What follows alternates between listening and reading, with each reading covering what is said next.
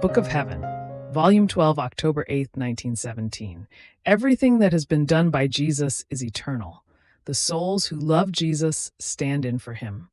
Continuing in my usual state, my lovable Jesus came for just a little.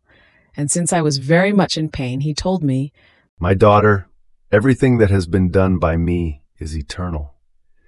So my suffering humanity was to be not for a time, but for as long as the world is world. And since my humanity in heaven is no longer capable of suffering, I make use of the humanities of creatures, making them share in my pains in order to continue my humanity on earth. And this with justice, because when I was on earth, I incorporated all the humanities of creatures within me in order to place them in safety and do everything for them. Now, being in heaven, I diffuse this humanity of mine in them, especially in those who love me.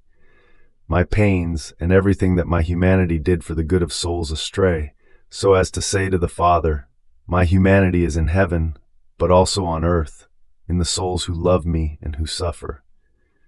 Therefore, my satisfaction is always complete. My pains are always in act, because the souls who love me stand in for me. So, be consoled when you suffer, because you receive the honor of standing in for me.